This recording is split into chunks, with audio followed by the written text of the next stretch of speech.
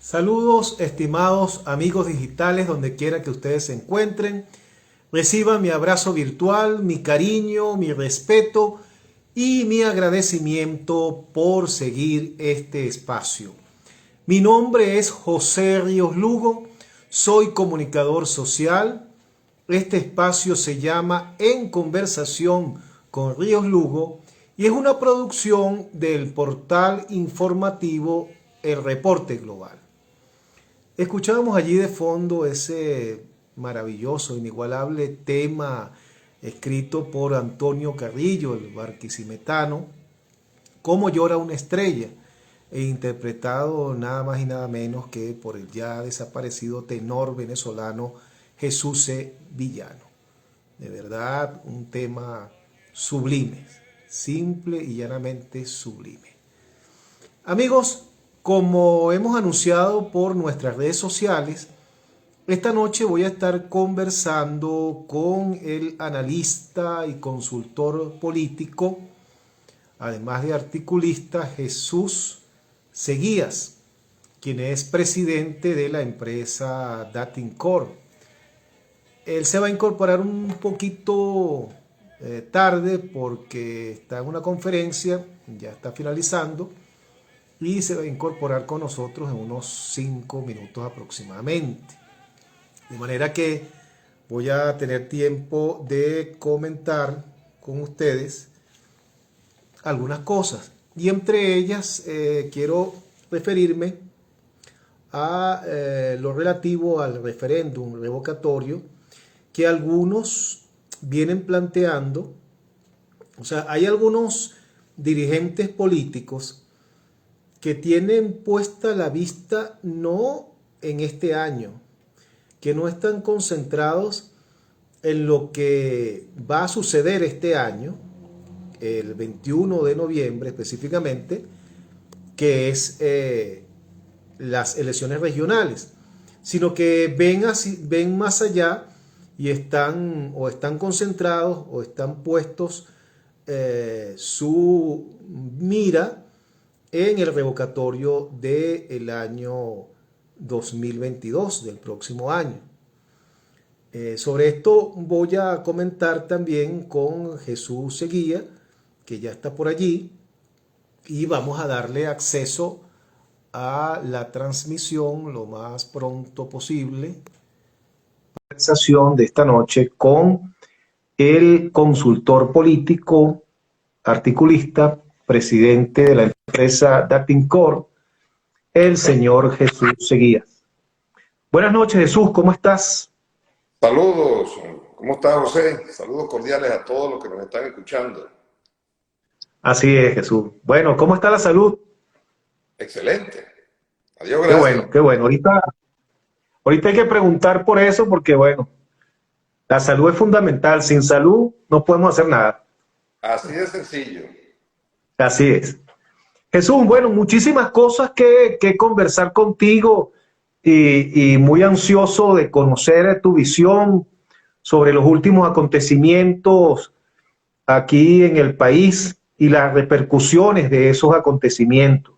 Vamos a partir de la designación en la Asamblea Nacional de este nuevo Consejo Nacional Electoral, donde hay incluso allí rectores que vienen del sector de la sociedad civil, que fueron promovidos por la sociedad civil.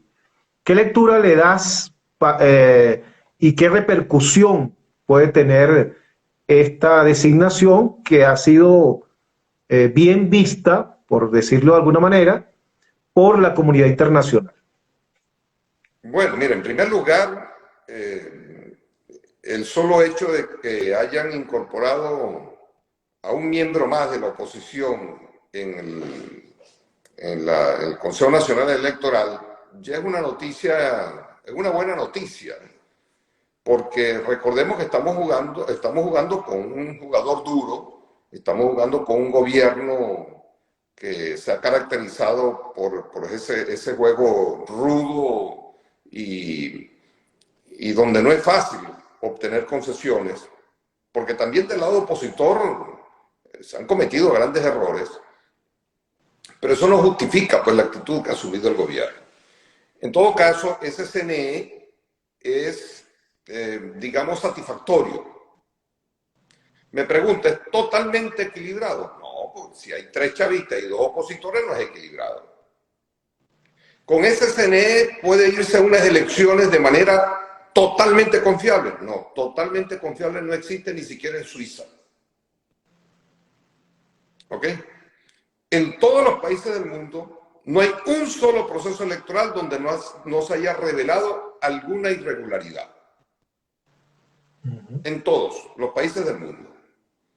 De manera que ese CNE, digamos, es satisfactorio, por eso la comunidad internacional dijo que es un avance, que la incorporación tanto de Picón como de Márquez, que son 2 personas probadamente decentes, políticamente coherentes, personas que han estado identificadas abiertamente con la oposición venezolana,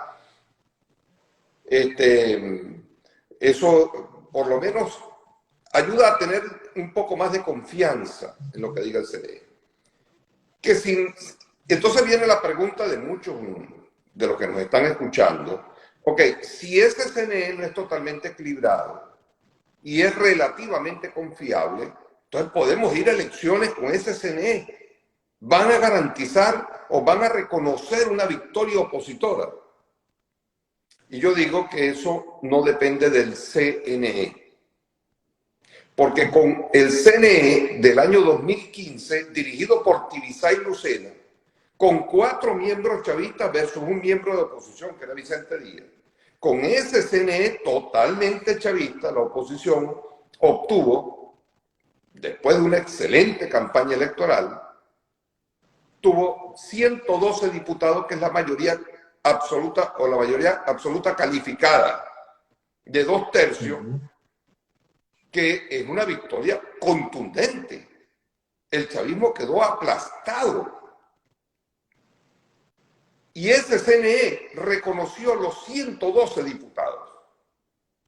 Que el TCJ luego haya desconocido a 3 diputados del Amazonas, esa es harina de otro costal.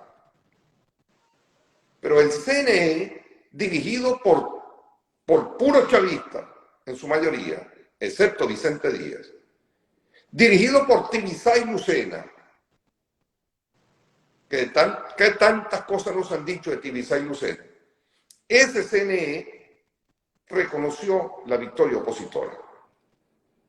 Ese mismo CNE luego reconoció la victoria de los gobernadores de estado, donde la oposición obtuvo una ventaja considerable, excepto el caso de Bolívar, porque la diferencia era apenas 1.200 votos, o sea, un punto de diferencia entre Andrés Velázquez y Justo Noguera. Y yo siempre he dicho que debido a la dinámica de los procesos electorales venezolanos, ir a un evento electoral, una competencia electoral con el chavismo, llevando una diferencia de 1 punto, 2 puntos, 3 puntos, eso es un alto riesgo. No porque el CNE nada más lo altere, sino porque vienen todas las trampas a vida y poder, que es muy distinto a fraude. En el caso de Bolívar hubo fraude comprobado. Por cierto, Andrés Velázquez lo dejaron solo en su reclamo. La oposición venezolana dejó solo a Andrés Velázquez. Y por cierto, yo le pregunté a Andrés Velázquez, porque somos amigos, y le digo, Andrés, ¿cómo supiste que te hicieron fraude? Me dice, bueno, camarita, porque tengo las actas en la mano. Tengo las pruebas, aquí están las pruebas, mírelas. ¿Y quién te dio esas pruebas? ¿Quién te dio esas actas? Bueno, el testigo de mesa que teníamos allí. O sea que si no hubiese testigo de mesa allí, tú no tienes la prueba en la mano. Ah, bueno, eso sí es verdad. Hay que tener gente en todas las mesas. Excelente. Pregunta número 2. ¿Y quién le entregó al testigo tuyo esas actas? Bueno, las máquinas, eso fue lo que arrojó las máquinas de votación. O sea que las máquinas de votación dijeron la verdad, camarita. Bueno, sí, ok. Entonces, el protocolo de votación, y hasta ahora nadie me ha podido desmentir, mire que yo le he preguntado a todos los testigos, ¿los votos que se emitieron fueron votos que se contaron o no se contaron? No he encontrado el primero que me diga que fue lo contrario, sino todos se contaron tal cual, no hubo problema. Las papeletas se contaron, se escogieron aleatoriamente las mesas que se iban a auditar manualmente, todo el protocolo se cumplió. Entonces, yo me pregunto, yo hay veces digo que lo que pasa es que la oposición se entrampa en sus propias, digamos, en sus propios mitos y en algunas cosas que levantan como para justificar un error que hayan cometido, como pasó en las elecciones de gobernaciones. Pues. Yo pregunto, si es verdad que Tibisay Lucena o que el CNE está cuadrado total y absolutamente con Maduro, lo cual no lo niego, pero el CNE todo lo que hace, lo hace por instrucciones de Maduro y gana el que Maduro diga y el que no diga. Bueno, yo me pregunto, en las elecciones presidenciales Capriles versus Maduro en el 2013, pregunto, cuando la diferencia fue de apenas un punto, Capriles pudo haber ganado por un punto, pero por lo mismo que dije de Andrés Velázquez, tú no puedes llegar a una elección empatado por un punto. Porque estos votos de diferencia se van por los caminos verdes. Y donde no tienes testigo de mesa, obvio. Entonces, Maduro perfectamente podía haberle dicho a Tibisay Lucena, porque el primero que se entera de los resultados de Nicolás Maduro. Claro, los partidos de oposición también, porque así funciona el CNE. Nicolás Maduro pudo haberle dicho a Tibisay Lucena, mira Tibisay, ponme 5 puntos más o 4 puntos más para por lo menos tener una diferencia que no genera digamos, que haya sombras de ilegitimidad sobre mi gestión.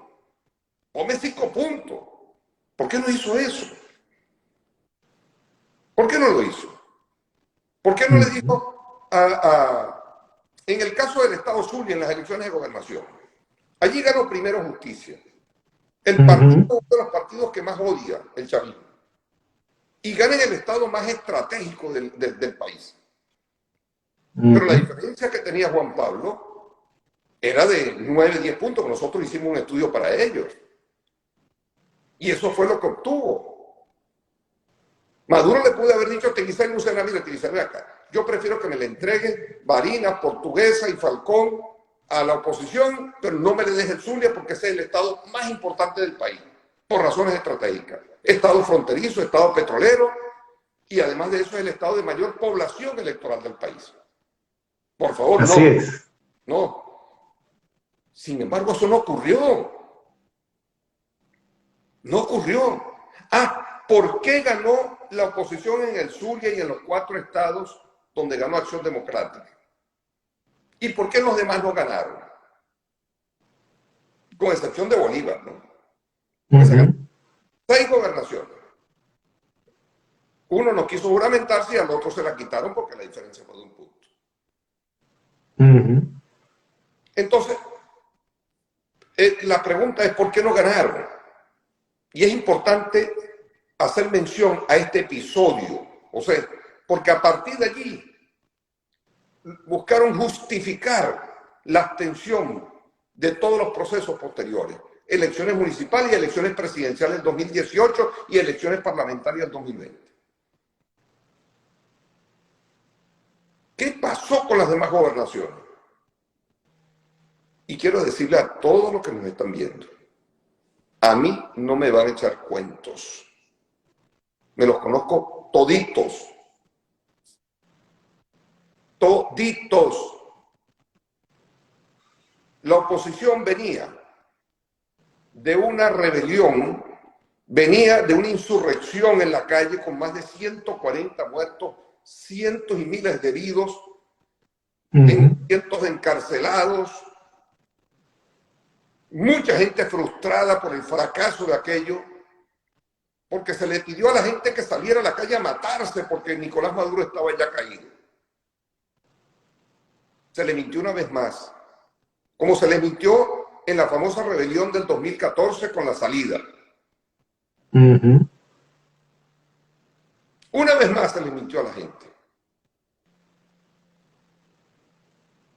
Y luego que vienen de esa derrota, yo recuerdo que le dije a uno de los altos dirigentes de la oposición, cuando ya yo sabía que iban a participar en las elecciones regionales, porque Nicolás Maduro aprovechó y el gobierno aprovechó que la oposición venía ya con los pantalones abajo después de la derrota de la rebelión y les convoca a las elecciones de gobernación y los agarró desmantelados.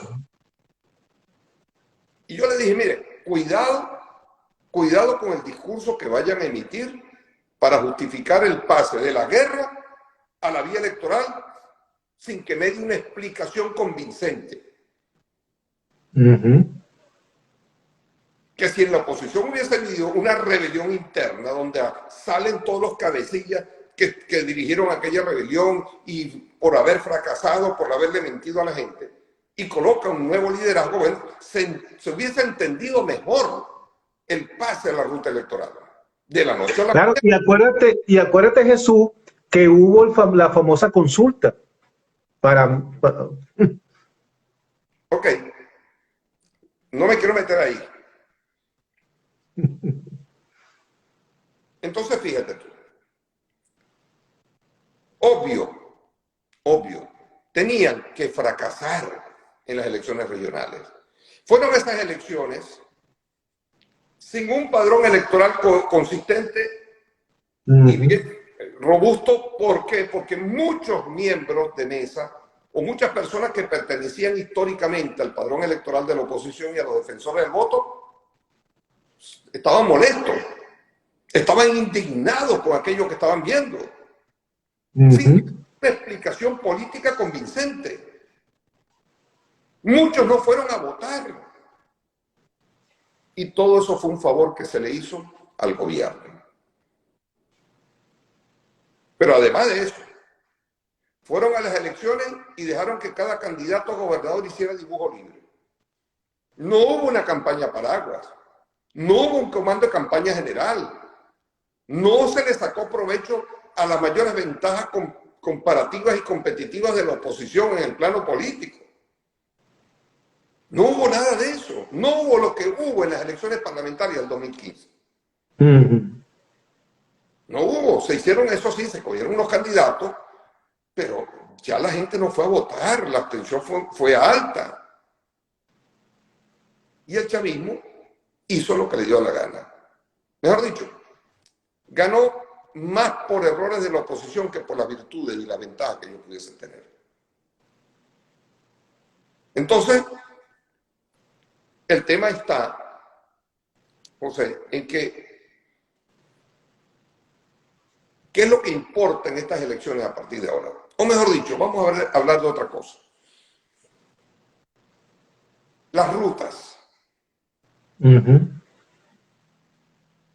Aquí ya todo el mundo, mejor dicho, la inmensa mayoría de la oposición venezolana entendió que hay que ir a elecciones. Me preguntan, esas elecciones regionales, hoy escuché, por cierto, una entrevista que le hicieron a Simonovic, donde dice que para qué se va a ir unas elecciones regionales, qué sentido tiene, eso no va a cambiar el gobierno. Claro que no, ¿quién ha dicho que eso va a cambiar el gobierno? Quien diga que esas elecciones de gobernación son para cambiar el gobierno está equivocado. O sea, hay que ser bien obtuso para no darse cuenta que eso no es lo que va a cambiar ni siquiera la situación de los venezolanos. Ni siquiera la situación de los venezolanos. ¿Para qué sirven esas elecciones? ¿Y cuál es la ruta correcta que debe tener la oposición? La oposición fracasa en todos esos procesos anteriores y luego montan en el 2019, aprovechando el apoyo, entre comillas, que le dio Donald Trump a una parte de la oposición, porque prácticamente la Casa Blanca condicionó el apoyo a la oposición a que quien estuviese al frente fuese Leopoldo López y Juan Guaidó. ¿Por qué Donald Trump no hizo lo mismo cuando estaba Omar Barbosa frente al Congreso, frente a la Asamblea? O cuando estaba Henry Ramos, Borges, ¿por qué no lo hicieron? Pues bien, se identificaron políticamente con Voluntad Popular, y con la gente de Leopoldo López, y con Juan Guaidó. Y Juan Guaidó viola, digamos, acuerdos internos en la mesa, en la mesa de la unidad. Viola acuerdos y se autojuramenta como presidente interino. Porque él tenía el apoyo de Donald Trump. Lo que no se está dando cuenta es que Donald Trump lo está manipulando. Y está manipulando a los venezolanos. Porque el objetivo de Donald Trump, yo no digo que él no quiera que Venezuela cambie y que tenga un cambio de gobierno. No. El objetivo fundamental de Donald Trump era tener una narrativa que conmocionara el estado de la Florida, que es un estado clave en los procesos electorales estadounidenses. Punto.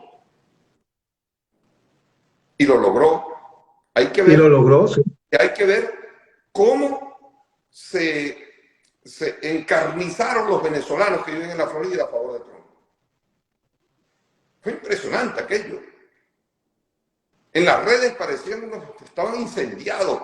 El que más o menos dijera que lo mejor era Biden, bueno, no, aquello era fusilamiento total. Jugaron con el desespero de la gente. Fueron unos pescadores de desespero. No, es que mintió. Yo diría que ni siquiera Trump mintió. Tú me preguntas, ¿Trump no hizo lo correcto? Y digo, no, Trump hizo lo correcto en función de sus intereses. Claro. Quien no hizo lo correcto fueron los que comieron el cuento, se plegaron a esa estrategia, cuando sabían perfectamente que Trump no iba a llegar nunca a las últimas consecuencias. Y los opositores venezolanos tienen que estar a estas alturas bien claros en que si tú quieres un cambio de gobierno que no sea por la vía electoral, en Venezuela, eso implica no rebeliones civiles, no sanciones internacionales, porque ¿quién ha dicho que un gobierno calificado como de socialista, real, comunista, de la escuela de La Habana sale con sanciones? ¿Cuándo se ha visto eso en la historia? Jamás. Hay que ignorar la política internacional para no llegar a conclusiones claras. Yo quedé sorprendido con gente que maneja política internacional y creían que Trump iba a mandar los marines. Y yo le decía, pero hermano, ¿cómo tú vas a decir eso? El protocolo de guerra en los Estados Unidos es distinto al que existía hace 40 años. Eso tienen que saberlo. Pero es que además, Jesús, mira, Trump dijo 1000 veces, y los que conocen a Trump saben que no es un hombre de intervencionismo militar, todo lo contrario. Bueno, fue a reunirse a Corea del Norte, hizo pactos con los talibanes, pactó con los talibanes. O sea, no, es una cosa absurda pues, haber pensado eso. De haber ganado, el paso siguiente era haber pactado con Nicolás Maduro y darle un abrazo a Nicolás Maduro. Sí, Júrelo. sí. Júrelo. Sí. porque es así, él es así, eso era lo consistente con su con su política, con su manera de pensar en términos políticos. Ese es el verdadero Trump, es su manera de ver las cosas. El tema es que él creyó que con un rugido fuerte del gobierno de los Estados Unidos, Maduro iba a salir corriendo a asilarse en La Habana o en Moscú. Se equivocaron con el personaje. Por eso Donald Trump, después del fracaso del intento de golpe, el 27 de febrero y el 30 de abril, al mes siguiente Donald Trump dijo, Maduro me resultó un jugador duro. Y justo en ese momento era cuando la oposición venezolana tenía que decidir y tomar decisión y decir, este caballero no va a llegar hasta las últimas consecuencias y lo que va a hacer es mamarnos el gallo hasta el día de las elecciones de los Estados Unidos y no va a pasar absolutamente nada. Y desde mediados... Mira, es lamentable, Jesús, es lamentable cuando uno, por ejemplo, escuchó a un señor como a quien yo respeto mucho, Gustavo Tarde, que era el representante del gobierno interino en la OEA, diciendo, chicos, nosotros planteamos las sanciones porque pensábamos que eso iba a hacer que Maduro renunciara por voluntad propia.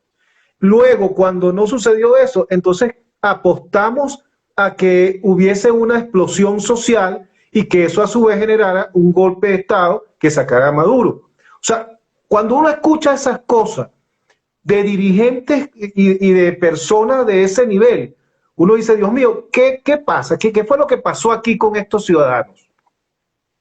Nada. Yo estoy sorprendido con la ingenuidad, la ignorancia, no sé cómo definirlo, de quienes están al frente. Que lo opine un ciudadano común, de esos que andan encendidos en las redes. Yo lo entiendo, porque su oficio no es la política. Y quieren desesperadamente salir de esto. Yo los entiendo perfectamente. Y por eso no me incomodé con muchos de los que me empezaron a decir barbaridades por las redes, porque yo decía que Trump no estaba ayudando a Venezuela. Es todo lo contrario. Venezuela lo estaba ayudando a él. Y estaba utilizando a los venezolanos. Y dicho y hecho. Dicho y hecho. Pura fanfarronería. Y sanciones que a la final no resultaron en nada.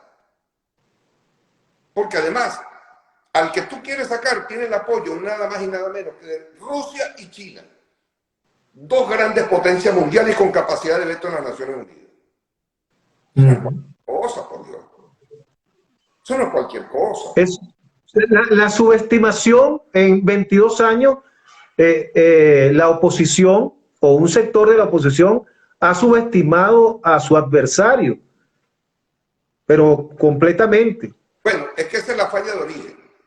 La falla de origen es que la oposición venezolana no ha caracterizado correctamente a su adversario, en primer lugar. La oposición venezolana no se ha dado cuenta, o creo que se están dando cuenta ahora, que se están comiendo un elefante político, que es la manera en que yo vengo diciéndolo desde hace años. Y los elefantes se comen en rodajitas. El chavismo entendió eso cuando llegaron al poder. El chavismo entendió que el elefante de la democracia venezolana no se le iban a comer de un solo jalón, que iba a haber mucha resistencia en el país. Y se metieron en todas las instituciones del país, fueron a los procesos electorales, ganaron elecciones y comenzaron a comerse el elefante en rodajas. Se comieron la Y Constitución. fíjate, y una cosa importante, Jesús, que fíjate que no hubo Fujimorazo, Chávez no dio Fujimorazo, Chávez no actuó como algunos habían pensado que iba a actuar, todo lo contrario. Gracias a su popularidad, a través de procesos electorales, bueno, se hizo del poder, cada día se hizo de mayor poder a través de los procesos electorales y de los mecanismos de la democracia. Porque es que, por eso digo, la oposición ha sido extremadamente torpe y no ha actuado de manera correcta. A veces yo no sé quién es el más responsable de lo que está pasando en el país. Si un gobierno como el que tenemos o una oposición que no ha hecho su trabajo correctamente. Que de haberlo hecho correctamente, las cosas fuesen a lo mejor distintas. Digo, a lo mejor, porque es que así es la política. No hay nada dicho. Esto es una conquista del día a día, paso a paso. ¿Cuántos chilenos no dijeron que con Pinochet no podían ir a ningún referéndum? Y se opusieron al referéndum.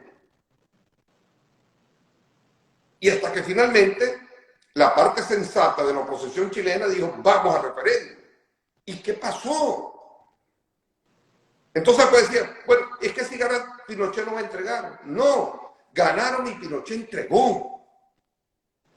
En Polonia, la oposición dirigida por Lech Walesa fue unas elecciones donde la mayoría correspondía al gobierno y la oposición no podía obtener más de tantos diputados. Pues obtuvieron todos esos diputados. Y fueron comiéndose ese elefante en rodajas y desbancaron a Jaruzelski tranquilitos. Pelearon en su terreno, no en el terreno de Jaruzelski. En Chile pelearon en el terreno de ellos, que es las elecciones, no en el terreno de la fuerza militar, que es el terreno de Pinochet. Y así pasó en Sudáfrica también. Y pasó en Brasil con la dictadura brasilera.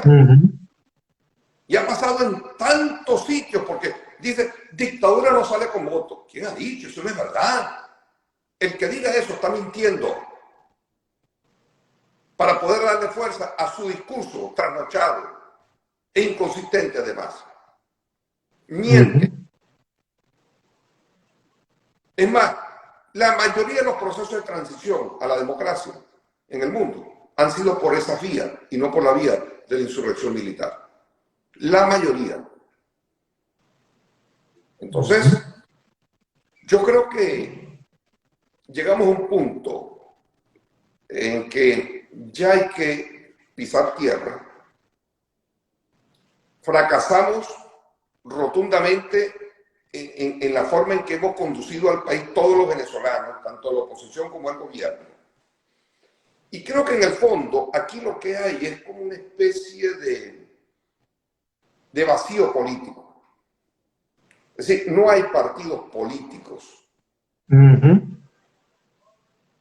Aquí lo que hay son movimientos y plataformas para que fulanito, menganito sea presidente de la República. Y todas las estrategias se definen en función de lo que interese de ese fulanito o menganito.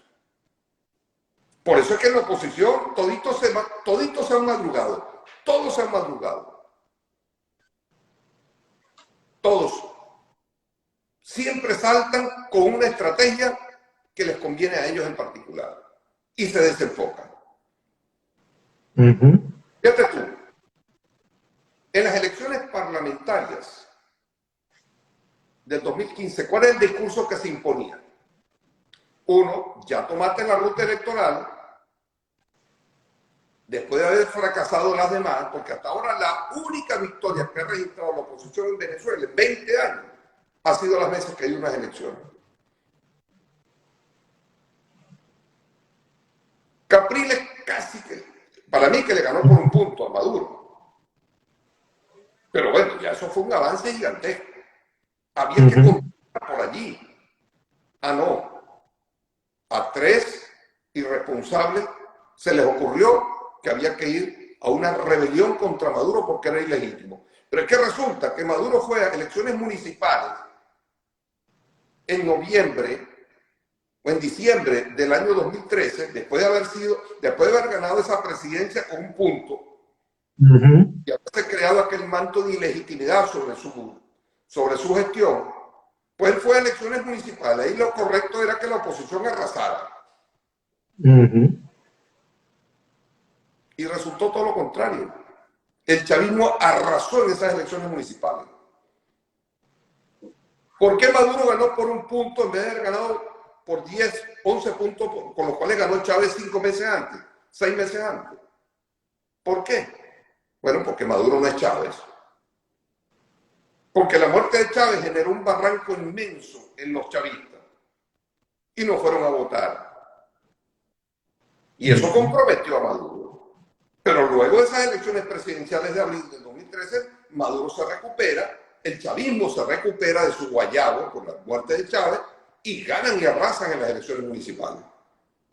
Pues entonces tú no te estás dando cuenta que el enemigo se recuperó, que tu adversario ya no es el mismo que fue en abril a las elecciones con Maduro. ¿Cómo se te ocurre decir, vamos a la calle a combatir a un gobierno que acaba de relegitimarse con las elecciones municipales donde arrasaron? De manera que esa Bueno, salida... pero fíjate lo curioso, Jesús, que esos que llamaron a la calle, tanto en el 2014 como en el 2017, hoy dicen, en descargo del presidente Duque, que es una atrocidad los que están en la calle protestando en Colombia. A doble moral, pero en todo caso, fíjate, hay una cosa que es importante hacer este recuento, porque mucha gente me ha dicho, bueno, pero ¿para qué esas elecciones de gobernaciones? Que eso, no, sálteme de ahí. Que no pueden decir que Guaidó no quiere las negociaciones porque él fue a la República Dominicana, o la oposición fue a República Dominicana y fueron a Barbados. No me vayas por allí. Hay un problema más de fondo. El problema es que en mala hora la oposición asumió la ruta del Maduro vete ya, de la insurrección popular y militar, porque no podían aguantar hasta el 2018, cuando eran las elecciones presidenciales. Pues ya vamos por el 2021 y Maduro está ahí todavía. Y no fueron a las elecciones presidenciales del 2018. ¿Cómo puedes tú entender eso? Habiendo ganado y arrasado en las elecciones parlamentarias, ¿qué debió ocurrir después de las elecciones parlamentarias? Porque ahí es donde comienza el tema. Como he dicho, continúa el tema. Si ya fuiste a la elección parlamentaria, arrasaste, ese CNE reconoció tu victoria. Eso significa que había que seguir ensayando la ruta electoral y no interrumpirla. No, la nueva Asamblea Nacional, en vez de dedicarse a ponerse de acuerdo con el gobierno, o sea, hacer lo mismito que están haciendo hoy día. Si ese plan, ese acuerdo de salvación nacional, lo hubiesen propuesto en enero del 2016, después de las elecciones parlamentarias, yo te aseguro que las relaciones entre la oposición y el gobierno hubiesen sido mucho más fluidas. ¿Y qué venía a continuación?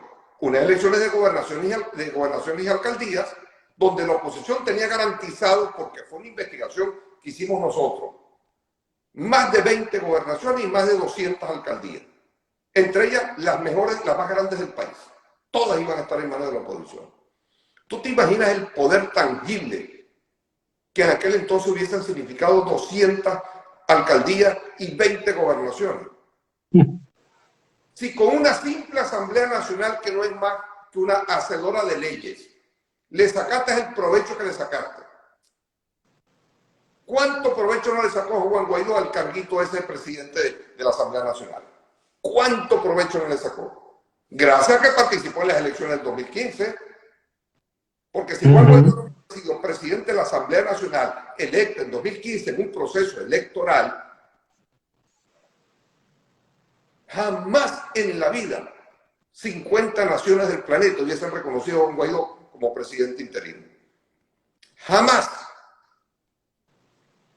Ahora, y cabe destacar, Jesús, cabe destacar que a ese proceso, a esas elecciones del 2015 se fue con partidos inhabilitados, con dirigentes presos porque venían de las guarimbas del 2014, con sin condiciones, prácticamente sin condiciones mínimas, y con un solo rector de oposición.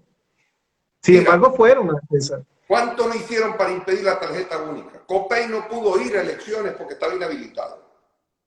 Y la oposición no cayó del peine, no mordió el peine. Siguieron enfocados en el proceso electoral. Siguieron enfocados. Y viste el resultado. Ahora, ¿tú te imaginas haber llegado al 2018, elecciones presidenciales, con 20 gobernaciones, toda la Asamblea Nacional y 200 alcaldías, comiéndote el elefante en rebanadas? Cuando llegaras al 2018 ibas a tener al adversario contra la pared prácticamente, porque ibas a tener una población masiva votando en contra de ellos. Que ellos Claro, no y han tuviste presentado. tiempo, y había tiempo de acordar por la vía que fuera un candidato único y unitario. Y no solamente eso, el hecho de que tú hubieses continuado por la ruta electoral y no haberte empantanado con el Maduro, vete ya. ¿Por qué? Porque esa ruta expresa, corta, resultó la más larga e indefinida de la vida. Si tú hubieses entrado a establecer una relación de confianza entre la oposición y el gobierno para que el gobierno no se enloqueciera y para que el gobierno entendiera que si ellos perdían las elecciones presidenciales, eso no iba a significar la muerte de ellos, que son hoy las mismas garantías que se le están ofreciendo. Revise el acuerdo para la transición democrática que propuso Estados Unidos en marzo del año 2020 y ese marco para la transición partía de una justicia transicional donde perdonaban todo. Inclusive permitían que Maduro fuese candidato presidencial. En medio de aquellas cosas que uno no entiende, ¿no? Lo acaban de acusar de narcotraficante, pero al mismo tiempo dicen, no, pero si él quiere participar en las elecciones como candidato, perfectamente lo puede hacer. Que si gana, pues se quedarse como gobernante, si ganó, ganó. O sea, eso es como que si el Chapo Guzmán quedara, se escapara de la cárcel, se fue para México y de pronto sale como que él quiere ser candidato presidencial y Estados Unidos diga, bueno, no, si él quiere ser candidato, puede ser candidato. Entonces, eso no es. No Claro. es. Eso no es. Y Elliot Abrams sabe que estamos diciendo la verdad. Porque él dijo eso. Y lo dijeron, hasta los dirigentes de oposición lo decían. Entonces yo digo, bueno, ¿hasta cuándo tanta ingenuidad? ¿Hasta cuándo tantos errores? ¿Quién está pagando todos esos errores? Un país, porque a lo mejor te aseguro que en 2018 ya hubiese habido un cambio de gobierno en Venezuela y Venezuela no estuviese en las condiciones que está hoy día. Simple y llanamente. Simple y llanamente.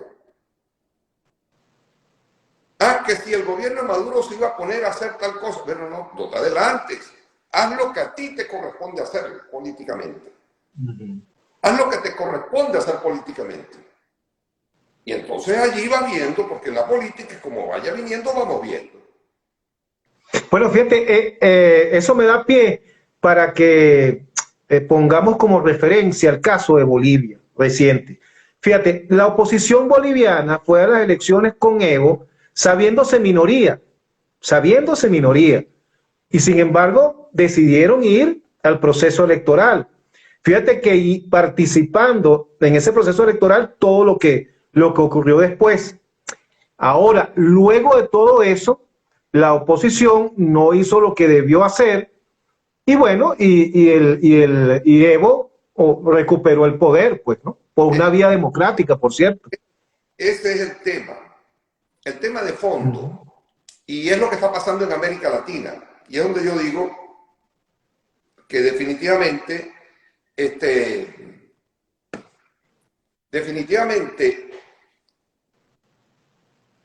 muchos venezolanos y muchos latinoamericanos no están entendiendo lo que realmente está ocurriendo en el fondo. Aquí lo que hay es un desmoronamiento de todas las estructuras políticas del continente y del mundo, producto de un cambio de eras históricas. Y además se derrumban los viejos paradigmas políticos que prevalecieron en la era industrial y a la cual pertenecen casi todos los partidos políticos venezolanos pertenecen todavía a la era industrial, que ya murió. Sí. Los históricos. No hay un partido político actualizado y que corresponda a la sociedad red. No hay partidos políticos que partan de nuevos paradigmas, por lo menos los 6 paradigmas básicos de la nueva manera de hacer política. Uno, democracia, lo cual pasa porque el partido político sea auténticamente democrático. Y en Venezuela no son democráticos los partidos políticos. En los partidos políticos venezolanos no hay rotación de actores. No. La rotación de los actores en todas las democracias del mundo es un principio fundamental porque evita la permanencia eterna e indebida de algunos personajes que terminen convirtiéndose en caudillos, en dictadores y paremos de contar. Sencillo. En los Estados Unidos un político sabe que llega a la presidencia y no va a durar más de 8 años. Y después de 8 años lo único que le corresponde a él es dar conferencias, escribir un libro que se lo escriban y criar perros. Y pasear perros por la calle. Más nada. Sí. Más nada, eso es todo lo que le corresponde. Sí. Y eso es sano para la democracia. 8 años y en Venezuela existe reelección indefinida, no solamente en los organismos públicos, ojo, en todos los partidos políticos prácticamente hay reelección indefinida. Ponte a verlo. Miren, en Venezuela hubo 2 grandes partidos políticos, 2 partidos políticos. Todos los demás fueron proyectos personales, proyectos individuales. Yo quiero ser presidente y monto mi partido a imagen y semejanza de lo que yo quiero. Después que yo sea presidente, se acabó. Que vengan otros. Pero el propósito es que yo sea presidente. No es que está montando un proyecto de país donde va a haber un liderazgo colectivo. Bueno, los únicos que, o sea, los partidos hace 40, 50 años que existían bajo esos parámetros eran Acción Democrática y el Partido Comunista. Porque el Partido Comunista no era el partido de Gustavo Machado, ni Acción Democrática era el partido de Rómulo Betancourt para que Betancourt fuese presidente. De hecho, cuando se le preguntaba a Betancourt cuál era su mayor obra, nunca mencionó una obra de gobierno, sino haber dicho, haber fundado Acción Democrática. Y en la Acción Democrática existía liderazgo colectivo, una dinámica interna maravillosa, que por cierto en el PSUV con Chávez comenzó, donde los líderes de base ponían los gobernadores y los alcaldes y todo. Y los candidatos a diputados y todo. Claro, que no tocaran el cargo de Chávez, ¿no? Claro. En todo caso, había eso allí. Y tú veías que los gobernadores le tenían terror a un dirigente de base. Así. En pasaba lo mismo. Pero luego todos se convirtieron en proyectos personales. El MAS fue un proyecto también de partido político, no era el partido de Pompeyo. El Primero Justicia se ha mantenido porque también ha estado así. Acción Democrática terminó derrumbándose precisamente por esa falta de dinamismo y de rotación de actores. Por el congelamiento de los actores. Pero los demás partidos son los partidos de fulanito y menganito. Y en Venezuela lo que hay en la oposición venezolana, ¿sabes por qué no avanza? Porque no hay un auténtico partido político que tenga un dinamismo en la calle, que tenga fuerza, poder, y que además no permita que en la oposición se lancen aventuras locas, porque no van a pasar. Punto. Ese es el tema. Yo siempre he dicho que la crisis del país, la crisis política del país no es otra cosa que la crisis de Acción Democrática.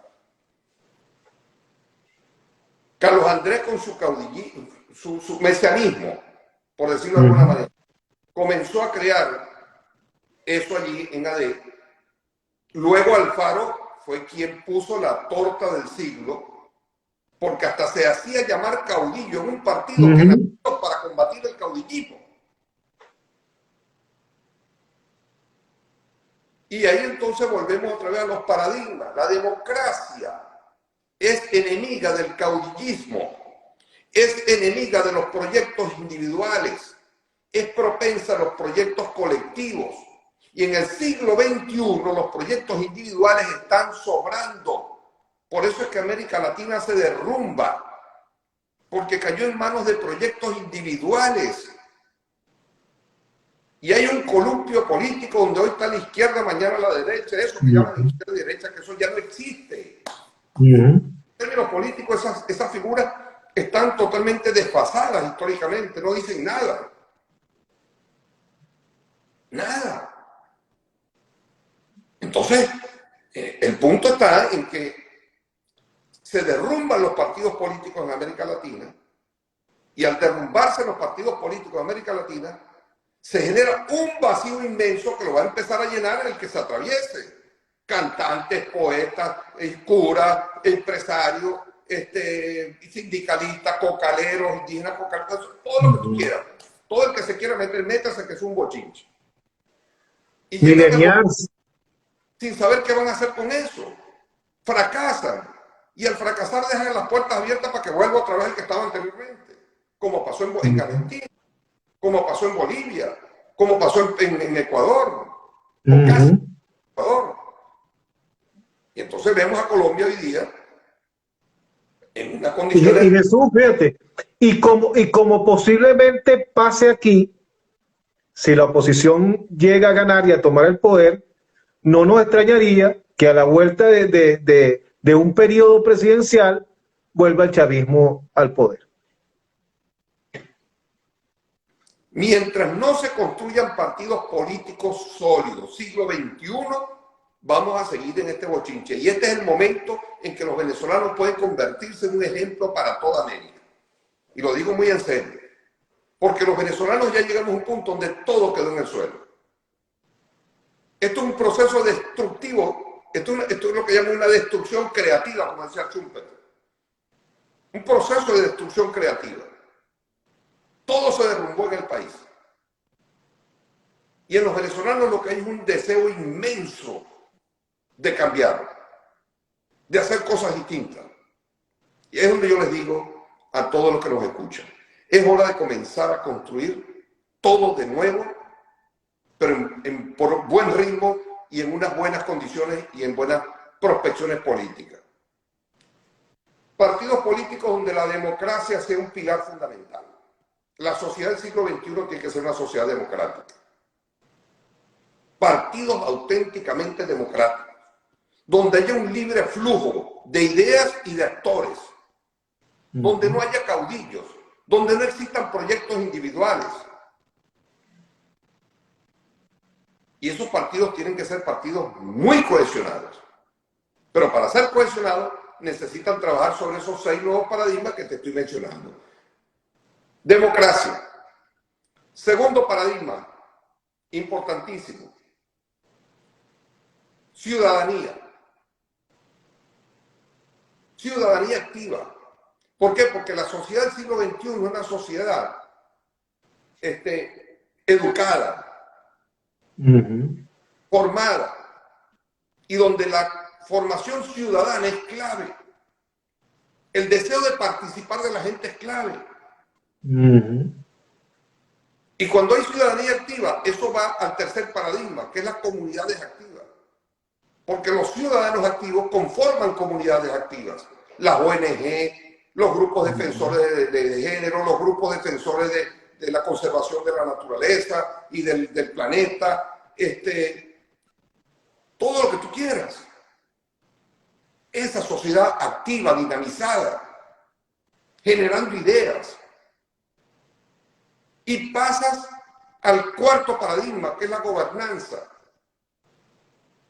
Y la gobernanza no es otra cosa que la interacción dinámica entre su sistema gobernante y su sistema gobernado. O sea, entre el gobierno y los electores, entre el gobierno y los ciudadanos, entre el gobierno y las comunidades activas. Esa interacción entre ellos es lo que llaman gobernanza, que es distinto a gobernabilidad. Y el mundo de hoy obliga a gobernanza, pero para que haya gobernanza tiene que haber comunidades y tiene que haber ciudadanía. Y vamos al quinto paradigma, que es la educación, porque es la manera de superar la pobreza. y vas a tener una población educada y formada, que cada día será más ciudadana, con más comunidades, con más gobernanza. Y luego tienes que darle oportunidades a las personas para que ellos puedan producir y crear una vez que tú los educaste, porque vas a tener el caso de Colombia, donde tienes mucha gente formada, pero muy pocos espacios para trabajar. ¿Y qué hacen? Se van del país. Y los que no se pueden del país, ¿qué hacen? En medio de esa frustración tan grande, de saber muchas cosas y no poderlas aplicar, pues se van a las protestas que tú estás viendo hoy día. Y entonces allí eso se convierte en tierra de nadie también, donde sale la ciudadanía honesta a protestar, pero se meten los delincuentes, se meten los narcotraficantes, los cocaleros, se meten los guerrilleros, se meten los terroristas, se meten... Todo el mundo está metido ahí. Partiendo de aquel dicho de los hippies, que decía, el sistema se hunde, haz peso. Y hoy los colombianos están enloquecidos porque es el cúmulo, es un cúmulo de cosas que vienen ocurriendo. Entonces, cuando tú empieces a organizar partidos políticos bajo estos paradigmas, y quizás otros que surjan, pero estos paradigmas básicos, una economía libre y de mercado, que es el sexto paradigma,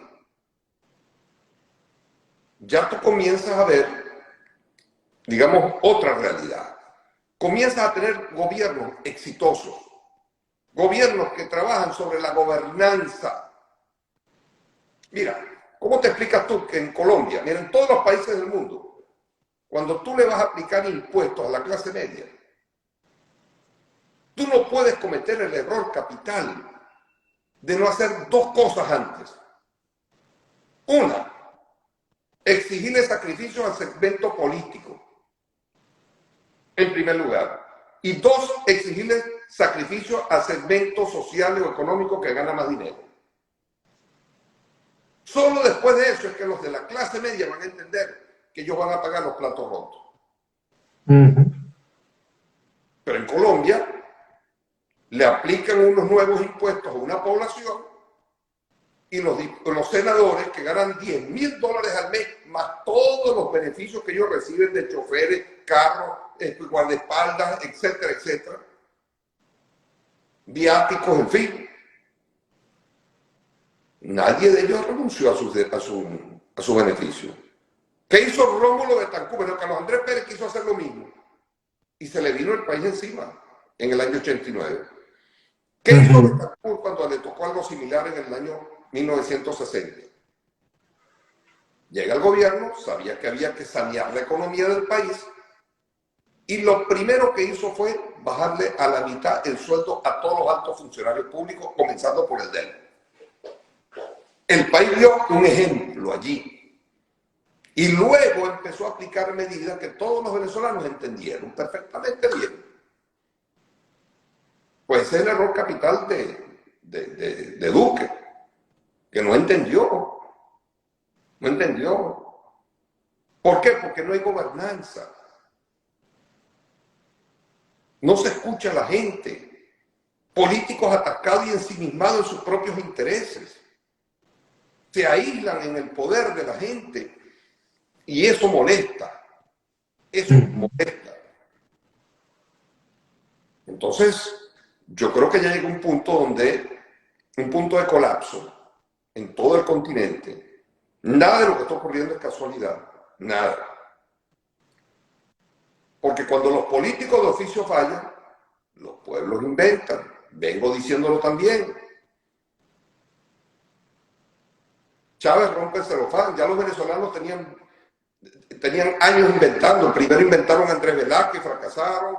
Inventaron a Irene Sáez, no se pudo. Y luego finalmente a Chávez. Reinventaron a Caldera. Pero inventaron a Chávez. Claro, Chávez venía con un proyecto rudo bajo el brazo. Y de paso recibe un dineral. Más el liderazgo de él y el carisma de Chávez, que sin duda lo tenía. Bueno, imagínate. Pero además de eso, tiene una oposición enclenque que no fue capaz de entender lo que estaba pasando y que había que generar cambios importantes. ¿Cómo te explica que Acción Democrática hoy día se maneje bajo los mismos parámetros que se manejaba cuando Alfaro Cero manejaba Acción Democrática? Y que gracias a eso llegó Chávez al poder. ¿Cómo te explicas que no haya habido un proceso de cambios internos? Un proceso de reflexiones internas profundas. Y dar un viraje, porque hoy día Acción Democrática, como he dicho, el pensamiento de los adecos originarios como Betancourt, hoy está más vigente que en el siglo pasado. Hoy. Porque él creía en la democracia, él creía en la ciudadanía. Todos los discursos comenzaban diciendo con ciudadanos. Él creía en las comunidades. Él creía en la educación. Él creía en la gobernanza y por eso se formó el Pacto de Punto Fijo, donde se pusieron de acuerdo para gobernar juntos todos. Y creía en la economía libre de mercado y con un Estado, por supuesto, que fuese garante de que las cosas se hagan correctamente y que los empresarios no hagan lo que les da la gana. Hoy esa AD está más vigente que nunca, pero esa AD no la quieren los adecos que están ahorita en el poder dentro del partido. Ni de uno ni del otro. Perdidos en el espacio. Bueno, de estas cosas yo no quería hablar hoy, ¿no? Pero bueno. Fíjate. Pero, Jesús, pero es que es necesario, Jesús, porque precisamente hay que entender la raíz de esta situación de hoy. Hay que explicarlo, hay que decirlo, porque hay muchos venezolanos que necesitan saber por qué estamos hoy en la situación que estamos. No es por gracia de Dios, no es por eso. Entonces yo te dejo que expliques porque esa es la intención de este espacio, de saltar más allá. Fíjate, es bueno también que analicemos eso en el poco tiempo que nos queda del lado del gobierno. Yo he visto, fíjate, sobre Nicolás Maduro, se ha dicho lo peor que se puede decir sobre un ser humano. Descalificaciones de todo tipo. Chofer de autobús, bruto, bueno, valga usted la cuestión. Resulta que el señor Nicolás Maduro ha hecho carrera política. Comenzó como sindicalista, fue congresista, fue canciller, el canciller que más tiempo ha ejercido ese cargo en la historia del país. Llegó a ser ahora presidente y ya lleva 8 años como presidente, pero sustituyendo a un diablo como en cuanto a liderazgo y carisma, como lo fue Hugo Chávez Frías, que no debe ser nada fácil. Pero además, con esa situación interna entre los ultra extremistas y los llamados chavistas light. Y ha logrado en ese tiempo, bueno, mantener ahí en equilibrio a esos dos sectores. Y ha tomado el liderazgo y hoy Nicolás Maduro es el líder y es el que manda en el PSUV. Pero no solo eso. El año pasado Nicolás Maduro llega y habla de la izquierda trasnochada. Y se ha visto que de alguna manera ha venido tratando de contener, de aislar al sector más radical dentro del chavismo. Hoy hay 2 sectores en el chavismo, el sector radical y el sector que llaman reformista, donde está Jorge Rodríguez, Tarek El Aizami, que está en petróleo y por allí. Y pareciera que en esa lucha interna, que no se ve, pero que existe, se está imponiendo el sector reformista. De hecho, se están dando algunas reformas, se han venido dando algunas reformas económicas interesantes. ¿Cómo ves tú ese lado del gobierno? Mira, en primer lugar yo pienso que es un gravísimo error de los... Eso es parte de la tragedia opositora, que ellos subestiman a su adversario, no subestimaban a Nicolás Maduro. Nicolás Maduro es un político zamarro que sabe el terreno que está pisando. Y coincido que en el PSUV también hay, digamos, hay deslindes. Así como lo hay en la oposición venezolana hoy día, donde se están deslindando aquellos que no están de acuerdo con la ruta electoral, pero no proponen nada. O sea, ellos quieren vivir en Narnia, ¿no? En la nada, como dicen por ahí los chavistas también. Es decir, quieren estar en el limbo. Y lo que le hacen es darle la razón al chavismo. Porque no proponen nada. Y lo que hacen es... Y además, ellos parten de la idea de la insurrección y de la guerra, ¿no? Pero de la manera más cobarde, con excepción de María Corina, que por lo menos sigue en Venezuela. Y es muy valiente y honesta en ese sentido. Y eso yo lo valoro en los políticos cuando no esté de acuerdo con ellos. Pero aquellos que andan en el exterior, llamando a los demás a matarse, pues yo le digo, mira, hay un momentico, acá la frontera colombo-venezolana tiene 1.500 kilómetros de espacio. Métanse por allí con su fusil en el hombro. Denle. Pero no me vengan con el cuento de que van a estar desde allá con internet, con Twitter y Facebook y Instagram mandando mensajes de guerra. ¿Y qué es eso?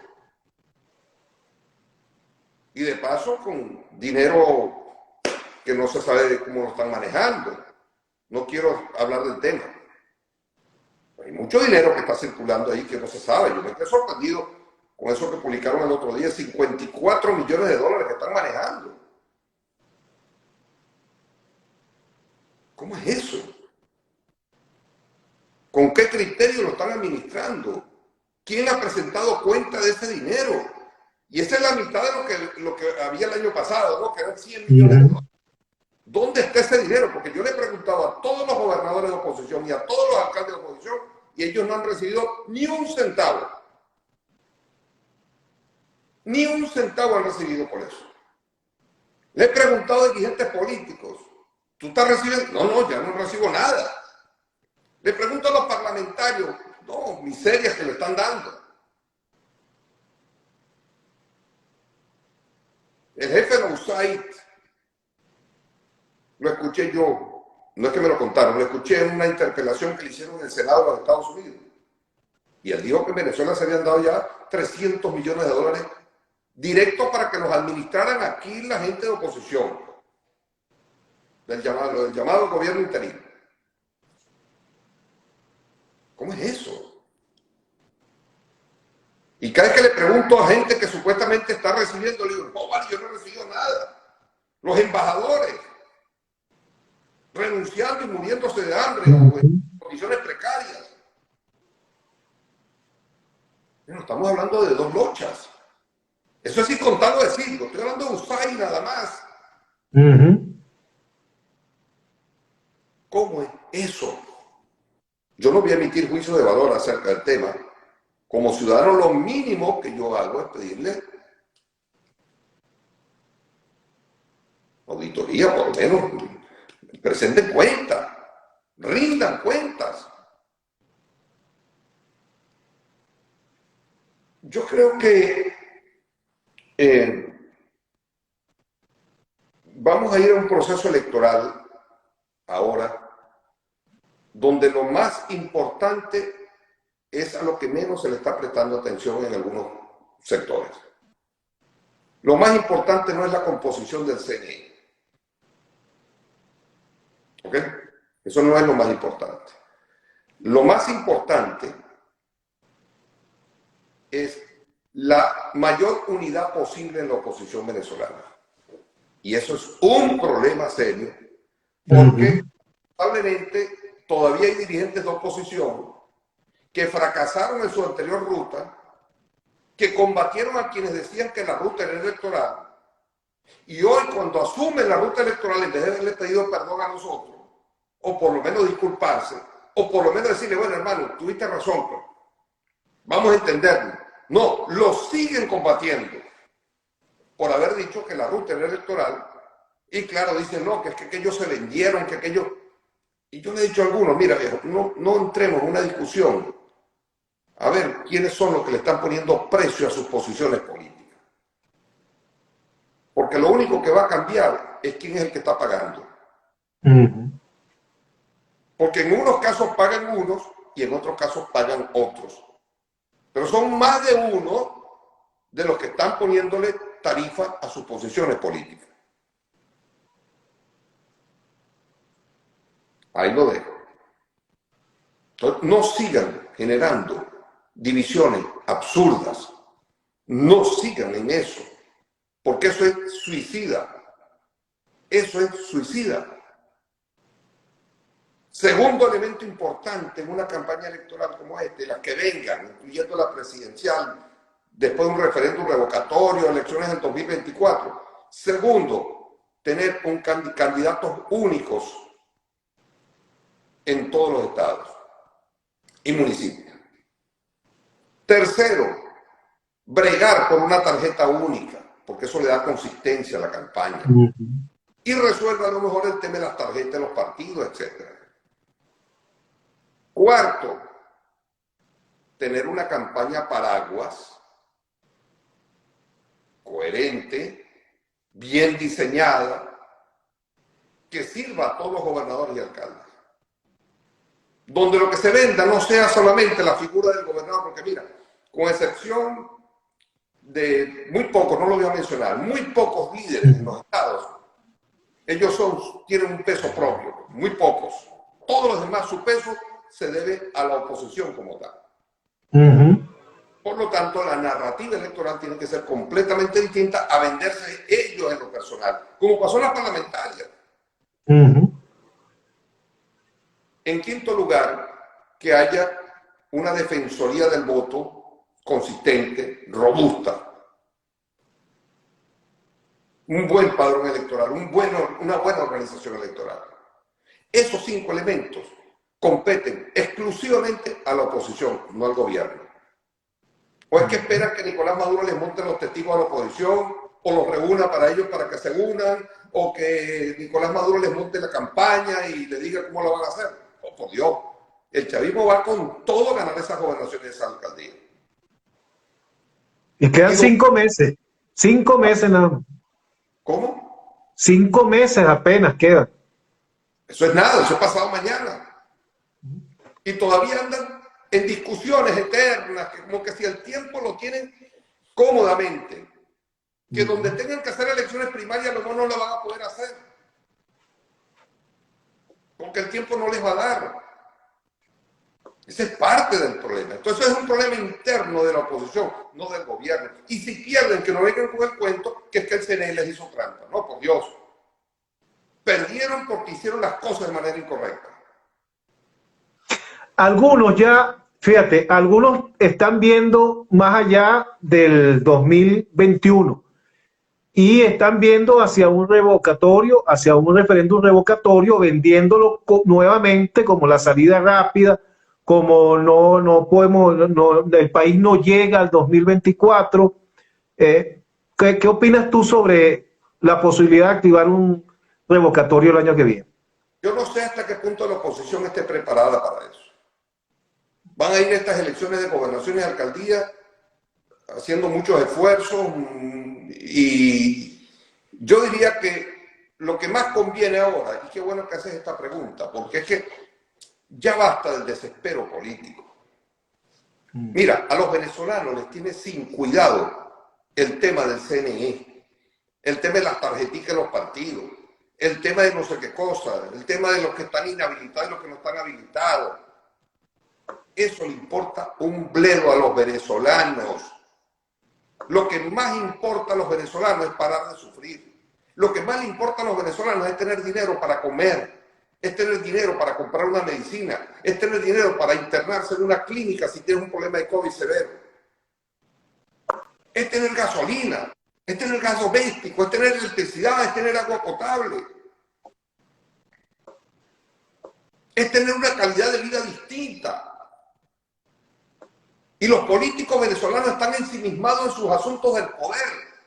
Y eso molesta a los ciudadanos y a lo mejor por esa razón se abstienen de votar. No porque no les guste un candidato, no les gustan los procesos electorales, no. Porque sienten que los políticos no están pensando en el país, sino pensando en sus propios intereses. Y por eso yo le he dicho, y se lo digo a todos los candidatos con quien puedo hablar, en la sustancia de la narrativa electoral tiene que estar encaminada a mejorar la calidad de vida de los venezolanos. Eso es fundamental.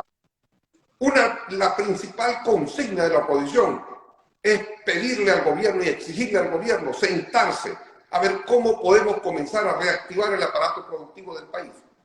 Porque nadie va a hacer más por Venezuela de lo que han hecho a nivel internacional. Nadie. Los venezolanos estamos quedando solos en este problema. No porque los demás países sean países perversos y malos con los venezolanos. No, por Dios. Es porque la crisis de la pandemia ha generado situaciones gravísimas en los demás países. Ve y pregúntale a los colombianos a ver qué piensan de eso. ¿O crees que los colombianos están holgados para seguir ayudando a los venezolanos como lo venían haciendo? Ve a Perú, ve a Bolivia, ve a cualquier sitio de esto, a Ecuador. Los Estados Unidos mismos la tienen un poco complicada. Entonces los venezolanos tienen que entender que nos quedamos solos y que nos corresponde a nosotros dar la cara. Y si la solución a la crisis del país pasa por una ruta electoral que lleva un tiempo, pues entonces, ¿qué vamos a hacer de aquí a las elecciones presidenciales en el 2024 o lo que sea, cuando sea? Eso va a llevar tiempo. Aquí no va a haber elecciones hasta finales del 2022 por la vía más rápida, por un referéndum revocatorio. Finales del 2022 tendrá unas elecciones. ¿Y de aquella qué? ¿Qué va a pasar con la pandemia? ¿Qué va a pasar con los servicios públicos? ¿Qué va a pasar con la economía y con la alimentación y el hambre y el trabajo de los venezolanos? ¿Qué va a pasar? ¿Quién responde por eso? Y ya está bueno de aquellos opositores que sigan creyendo que mientras más sufran los venezolanos, más nos aproximaremos a una rebelión popular. Oh, por Dios. Ya está bueno. Eso no va a ocurrir porque mientras más vulnerable es la población, más propensa a depender del poder del Estado que en caso de que no tuviesen problemas económicos. Sencillo. Experiencia mundial, histórica. Entonces, lo único que compete, y yo digo que quien más debiera estar interesado en la recuperación económica del país, quienes más debieran estar buscando que el gobierno abra las compuertas para la inversión, son los opositores. ¿Por qué? Porque si la ruta ahora es electoral, los votos importan.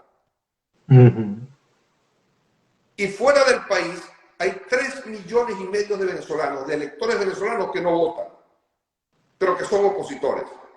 Hay como 4 millones y tantos, 4,5 millones de electores. Unos fueron chavistas, otros son independientes, pero hay 3 millones aproximadamente de venezolanos que fueron opositores o que son opositores. Y si ellos regresan a Venezuela, van a votar por las fórmulas opositoras en cualquier escenario electoral. ¿Y qué hace falta para que regresen? Que haya un nuevo CNE. ¿Estás seguro de eso? Lo que más importa es que haya una calidad de vida mejor que la que existía antes de eso. Porque se fueron por razones económicas. Se fueron buscando una mejor calidad de vida. Si mejora la calidad de vida de los venezolanos, de aquí en adelante, eso va a hacer que retornen millones de venezolanos para el país. Y que el país comience a operar de nuevo. Arranque de nuevo. Que no pudiste salir de Maduro. Bueno, que ahí está bien, pasa el clavo. Ya. Pero fíjate lo que ha sucedido con el empresariado que está trabajando en función de eso, en función de la recuperación del país, de la dinámica política, de reactivar la empresa y el sector productivo, y entonces un sector de la oposición le ha caído encima a esos empresarios, a Fede Cámara, a sus líderes, porque están tratando, bueno, de sacar el país adelante, lo que queda del país. Porque es que ellos no creen en eso. Y lo peor es que muchos están en el exterior viviendo, no digo cómodamente, pero están por lo menos con sus problemas básicos resueltos. Los que están sufriendo son los que están adentro del país. Que de paso, hay muchos venezolanos en el exterior que están sufriendo más que los propios que están en el país. Pero los que andan en esta campaña contra Fede Cámara no son de esos venezolanos comunes que están sufriendo. Mujeres venezolanas jóvenes que la han llevado a la prostitución, jóvenes que están trabajando en condiciones paupérrimas, pidiendo en la calle. Eso no están pendientes del problema de Fede Cámara ni nada de eso. No, no. Yo estoy en otro mundo. Jesús, nos quedan 2 minutos para finalizar el espacio y quería preguntarte lo siguiente. ¿Podemos decir que se empieza a ver una tenue luz al final del túnel, visto que está regresando, o por lo menos lo han manifestado? Habría que ver ahora si se concreta al camino electoral quienes lo habían abandonado. Eso se puede resaltar como positivo, eso nos puede dar cierta esperanza. Yo voy más allá. No se trata de un proceso electoral y unas elecciones de gobernaciones y alcaldías, porque como dije al comienzo, eso no va a resolver los problemas de los venezolanos. ¿De qué van a servir las elecciones de gobernaciones y alcaldías? Que tú tengas en tus estados gobernadores por lo menos que fluyan mejor con las necesidades de la población. Que sean gente más honesta o que sean gente que estén dispuestos a hacer cosas. Y va a fortalecer mucho a la oposición venezolana, porque va a permitir que se organicen, que se reorganicen, que se fortalezcan. Y que luego en los procesos electorales que vengan después, las cosas sean distintas. Elecciones parlamentarias, elecciones presidenciales. Yo me estoy enfocando, y es donde yo quiero ser optimista, en que aparte de la crisis política, ¿qué vamos a hacer con las demás crisis? Entonces, en el chavismo hay el mismo problema que hay en la oposición. Hay un proceso de rectificaciones en algunos casos.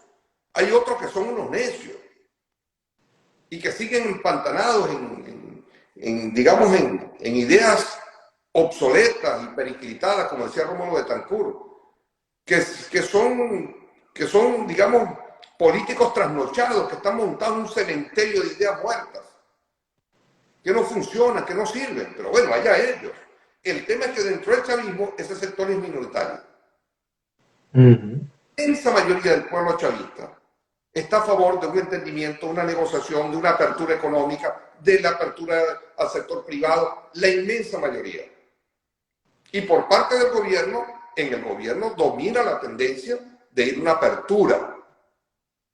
Pero hay que ayudar a que las aprehensiones que existen aún en medio de esa teoría de la confrontación que ocupó el espacio político venezolano durante 20 años, eso disminuya. Y ahí es donde todo el mundo tiene que poner de su parte.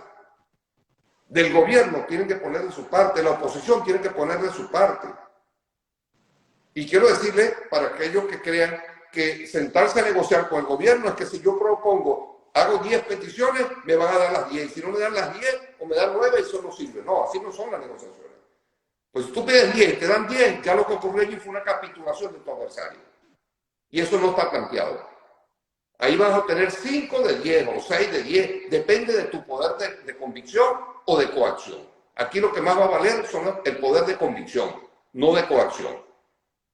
Quizá las sanciones ayuden a presionar un poco algunas concesiones, pero hasta allí. De resto, aparte de las sanciones, ¿qué más tiene la oposición? ¿Qué más tiene? ¿Qué más le queda? Desarticulada, dividida, desvariando, sin poderes de ningún tipo prácticamente. Sin pueblo. Sin nada, están en el piso. El liderazgo opositor está en el suelo. Juan Guaidó tiene 88% de rechazo y Nicolás Maduro tiene 82%, por Dios. Todos los partidos de oposición están en el suelo. El chavismo se mantiene con su histórico 20% allí, pero se van del gobierno y se reducen al 7%. Porque así es la historia, así son los pueblos, eso pasa. El PLD en República Dominicana perdió las elecciones, tenía 40 puntos y bajó al 20 ya. Y es minoría. Entonces, yo soy optimista. Yo quiero que a partir de ahora todos los venezolanos nos enfoquemos en buscarle una solución a la crisis económica, a la crisis de los servicios públicos. Que sea una acción conjunta de todos los venezolanos. Es un todos por Venezuela. Todos por Venezuela. Gobierno, oposición, ciudadanos, todo el mundo. Además, debo decir una cosa. Más del 50% de los venezolanos, ya van por el 60% casi, no se identifican ni con el chavismo ni con la oposición. La inmensa mayoría de los venezolanos. Esto tiene que ser motivo de análisis por parte del gobierno y por parte de la oposición. Por Dios. Por Dios. Así es. Jesús, llegamos ya al final. Llegamos al final del espacio. Nos agarramos 27 minutos de más. Pero creo que ha sido de verdad bien importante las reflexiones que nos has dejado hoy, ese análisis de por qué estamos donde estamos en este momento, los errores cometidos, es fundamental. Es fundamental que todos los venezolanos estemos claros en eso. Si no estamos claros en eso, no vamos a entender lo que estamos viviendo, y si no entendemos lo que estamos viviendo, no vamos a poder ser capaces de superarlo. Entonces es fundamental este análisis que tú haces, estas reflexiones que nos dejan, y ese es el objetivo que persigue este humilde espacio para quienes lo vean ahorita en vivo y cuando sea colgado en las redes. Jesús, te damos las gracias por tu participación y bueno, seguimos en contacto. Fuerte abrazo. Así es. Y a ustedes, amigos que nos siguieron, muchas gracias, queridos amigos digitales, y nos vemos el lunes a las 8 de la noche. Buenas noches para todos.